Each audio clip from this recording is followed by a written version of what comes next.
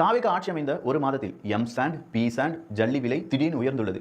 உங்களை நம்பி ஓட்டு போட்ட மக்களுக்கு நாள்தோறும் ஏமாற்றத்தை தந்துட்டு இருக்கீங்களே சோஃபா மாடல் முதல்வரே அப்படின்னு சொல்லி ஒரு ஐடி விங், திமுகவினுடைய ஐடி விங் இந்த செய்தியை பரப்புகிறார்கள்.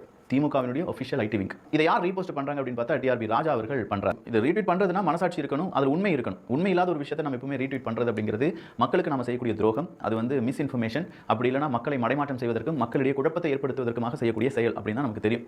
அப்ப டிஆர்பி ராஜா அவர்களே இது ரீட்வீட் பண்ணியிருக்காருன்னா கண்டிப்பா உண்மை இருக்கும் அப்படின்னு சொல்லி நாம ஏதாவது அங்க போய் செய்திகளை வாசிக்கும் போது தான் தெரியுது, ஐயா இது டிஎம்கே ஐடி விங் இல்லையா, இது அவதூறு ஐடி விங் அப்படின்னு சொல்லி நிறைய பேர் சொல்லியிருக்காங்க. அந்த சங்கத்தை சார்ந்தவர்கள் ஒரு அறிக்கை கொடுத்திருக்காங்க. Stone quarry crusher and lorry owners association அரசு விலை நிர்ணயம் செய்திருக்கிறது. ஜல்லிக்கு 4000 ரூபாய், எம் சாண்டுக்கு 5000 ரூபாய், பி சாண்டுக்கு 6000 ரூபாய். ஆனால் எங்களது சங்க உறுப்பினர்கள் அனைவரும் தமிழக அரசு நிர்ணயித்துள்ள விலைக்கும் குறைவாகவே விற்பனை செய்து வருகின்றனர் என்பதை தெரிவித்துக் கொள்கிறோம். எனவே கனிமவள பொருட்கள் விலை உயர்ந்து விட்டதாக வெளியாகும் ஆதாரமற்ற செய்திகள் மற்றும் வதந்திகளை யாரும் நம்ப வேண்டாம். உண்மைக்கு புறம்பான தகவல்களை பரப்புவதை தவிர்த்து அதிகாரப்பூர்வமான தகவல்களை மட்டுமே நம்புமாறு அனைவரையும் அன்புடன் கேட்டுக்கொள்கிறோம். அடே அவதூறு பாய்ஸ், இது என்னது? அவதூறை பரப்பாதீங்க, உண்மைக்கு புறம்பான செய்திகளை வெளியிடாதீர்கள் அப்படின்னு சொல்லி போலீஸ்னு சொல்லி வச்சிருக்காங்க. அவங்க பேசுறது உண்மை, நீங்க பேசுறது ஏதோ ஒரு வன்மத்தில் பேசிட்டு இருக்கீங்க. உண்மையிலேயே கனிம வளத்துக்கான விலை கூடியிருந்தது என்றால் அது கூடும் அப்படிங்கிறது எனக்கு தெரியும். கூடாமல் பார்த்துக் கொள்வதற்கு ஒரு அசோசியேஷன் இருக்கு அப்படிங்கிறது இங்க அவங்க ப்ரூவ் பண்ணிருக்காங்க.